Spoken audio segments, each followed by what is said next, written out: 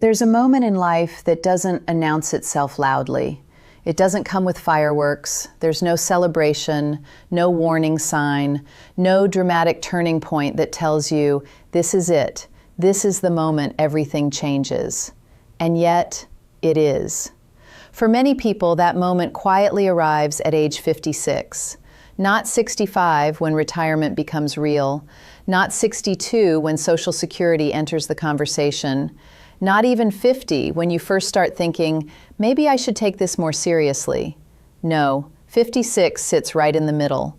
And that's exactly what makes it so powerful. Because at 56, you're standing at a fork in the road. One path leads to a retirement that feels calm, intentional, and secure. The other feels rushed, reactive, and filled with second guessing. And the truth is, most people don't even realize they're standing there. Now, I want you to imagine something with me. Picture your future self, maybe 8 or 10 years from now. You've stepped away from work. The alarm clock is no longer in control of your mornings. You finally have the time you've been promising yourself for decades. But here's the real question. How does that version of you feel? Do they feel relaxed, confident, in control? Or are they quietly worried, doing mental math in their head, wondering if they've missed something important? That emotional difference, that gap between peace and pressure, is often decided years earlier, and very often it's decided right around age 56. Here's why this age matters so much. In your 40s and even early 50s, retirement still feels distant. It's easy to tell yourself, I've got time, I'll figure it out later. And honestly, that mindset makes sense.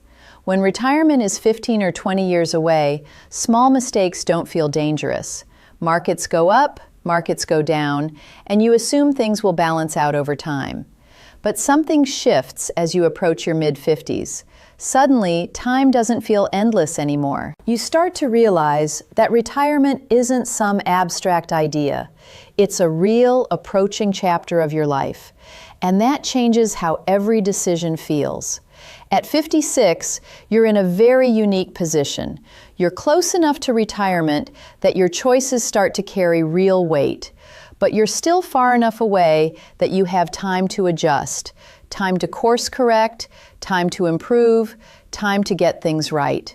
That window is incredibly valuable because once you move past it, things start to compress.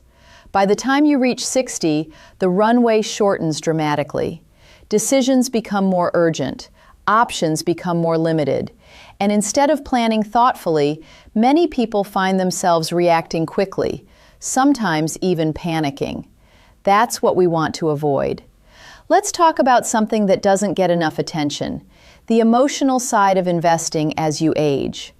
When you're younger, market drops don't feel personal.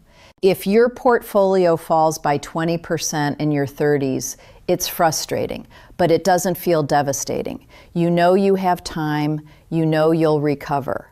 But at 56, that same 20% drop feels completely different because now it's not just numbers on a screen, it's your future. It's your retirement timeline. It's your lifestyle. And that's where anxiety starts to creep in. This is why one of the most important things you can do around this age is something called stress testing your plan. Now that might sound technical, but the idea is actually very human. It's about asking honest questions. What happens if the market drops right before I retire? What if inflation stays higher than expected? What if I live longer than I planned? These aren't pessimistic questions, they're realistic ones. And when you take the time to explore them, something interesting happens. You either gain confidence because your plan holds up, or you gain clarity because now you know what needs to change. Both outcomes are valuable. But here's the part many people overlook. Retirement planning isn't just about investments. In fact, some of the most impactful decisions you'll make in your mid-50s have nothing to do with the stock market at all. They have to do with taxes. Now, I know taxes aren't exciting, but they are incredibly powerful because the way you handle taxes in your 50s can shape your financial life for decades. At this stage, many people are earning more than they ever have. You're likely in your peak income years, which also means you're probably paying more in taxes than ever before. And that can feel frustrating. But hidden inside that frustration is an opportunity. You see, there's a period in retirement that many people don't fully take advantage of. It's often called the gap years. This is the time between when you stop working and when certain income sources, like required minimum distributions, begin later in life. And during these years, something unique happens. Your income drops, which often means your tax rate drops too. And that creates a window where you can make strategic moves, like shifting money into more tax-efficient accounts or managing how your income is recognized. Done correctly, these decisions can save you a significant amount over time. But here's the key. You can't wait until retirement to think about this, because by then, many of your options are already limited.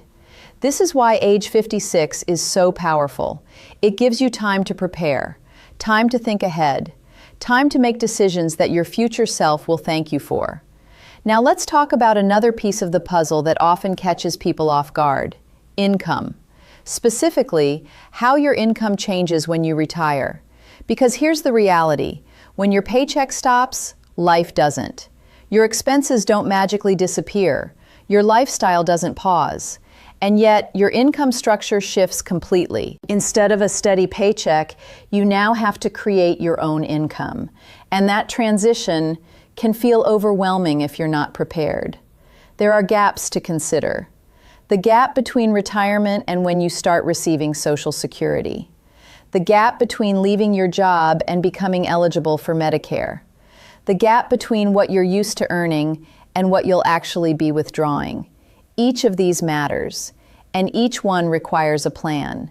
Think of it like building a bridge. You wouldn't start crossing a bridge that hasn't been built yet. And yet, that's exactly what many people do with retirement. They step away from work without fully mapping out how their income will flow from one stage to the next. And that's where stress begins. At 56, you have the chance to build that bridge carefully, to decide where will your income come from first, which accounts will you draw from, when does it make sense to start Social Security, how do you maintain your lifestyle without unnecessary risk. These aren't just financial questions, they're life questions, because the answers shape how you experience your retirement, not just whether you can afford it. And then there's one more piece we need to talk about, something that doesn't feel urgent now, but becomes very real later. Taxes in retirement, specifically required withdrawals. There comes a point where the government essentially says, you've deferred taxes long enough, now it's time to pay. And when that happens, your flexibility decreases. Each year, you're required to withdraw a certain percentage from specific accounts, and those withdrawals are taxed. And here's the catch. The larger those accounts are, the larger those required withdrawals become, which means potentially higher taxes later in life. But here's the encouraging part. At 56, you still have time to influence that outcome. Time to think strategically. Time to decide how your money is distributed across different types of accounts. Some taxed now, some taxed later, some potentially tax-free. These decisions may not feel urgent today, but over time they can make a meaningful difference. And this is where the bigger picture comes into focus, because retirement planning isn't just about reaching a number. It's about creating a life that feels stable, flexible, and aligned with what matters most to you. It's about reducing stress, not increasing it. And that's why this moment, this age, this stage matters so much. You don't have to be perfect. You don't have to have everything figured out. But you do need to start paying attention, because the choices you make now, even small ones, have time to grow, to compound, to shape your future in ways that are hard to see today. And maybe the most reassuring part of all this is this: you're not behind. You're here. You're thinking about it. And that already puts you ahead of where most people are. Let's take this one step further, because this is where everything starts to come together. Up until now, we've talked about strategy, We've talked about timing, taxes, income, and risk. But beneath all of that, there's something deeper going on. Retirement isn't just a financial transition, it's an identity shift. For decades, your life has likely been structured around your work. Your routines, your relationships, your sense of purpose, even your daily rhythm have all been shaped by it. And then one day, that structure disappears. Not gradually, not slowly, but almost overnight. And if you haven't prepared for that emotionally, it can feel disorienting, even for people who are financially secure. This is something that doesn't get talked about enough, because when people think about retirement, they tend to focus on numbers. Do I have enough? Can I afford this? Will my money last? But very few people ask, what will my life actually look like? And yet, that question might be the most important one of all. At 56, you're in a position to start answering it. You can begin to think about what you want your days to feel like, not just what you want your accounts to look like. Do you want more freedom to travel, more time with family, more space to explore interests you've been putting off? Or maybe it's something quieter. Maybe it's simply the ability to wake up without pressure, to move through your day at your own pace, to feel like your time truly belongs to you again. These aren't financial goals, they're life goals. But your financial plan is what makes them possible. And this is where I want to gently challenge something, because a lot of people approach retirement planning with a kind of silent assumption. They believe they'll figure it out later. They tell themselves, I'll deal with that when I get closer. I'll make adjustments when I need to. I'll just see how things go. And while that might sound flexible, it often leads to uncertainty. And uncertainty, over time, turns into stress. The people who feel the most confident in retirement aren't necessarily the ones with the most money. They're the ones who took the time to think things through, who asked the hard questions early, who made intentional decisions instead of reactive ones. And most importantly, they gave themselves time, because time is what turns good decisions into powerful outcomes. It's what allows small changes to compound. It's what gives you room to adjust without pressure. And at 56, you still have that time. That's what makes this stage so unique. Now let's be very clear about something. If you're watching this and you're already past 56, none of this is meant to discourage you, not even close.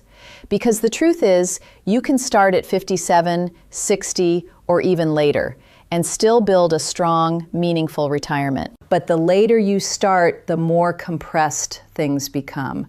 And when things are compressed, the margin for error shrinks. That doesn't mean it's impossible. It just means it requires more urgency and often more compromise. At 56, you have something incredibly valuable. You have options. You can adjust your savings strategy. You can refine your investment approach. You can think through your tax positioning. You can design your income plan thoughtfully instead of rushing it. And perhaps most importantly, you can do all of this without panic. Because let's be honest, panic is not a good decision-making environment. When people feel rushed, they tend to focus on short-term fixes instead of long-term solutions. They make decisions out of fear instead of clarity, and that's when mistakes happen. But when you plan early, when you take the time to understand your situation, you create something different. You create confidence. Not the kind of confidence that comes from guessing, but the kind that comes from knowing. And that confidence shows up in ways you might not expect.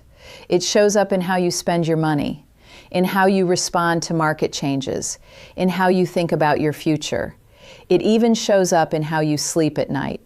Because when you know you've done the work, when you know you've thought things through, there's a sense of calm that comes with that, a sense of control, a sense that no matter what happens, you're prepared. And that's really what all of this is about.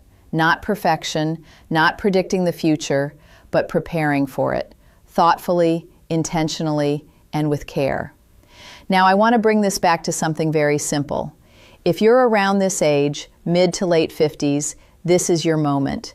Not in a dramatic, high-pressure way, but in a quiet, meaningful way.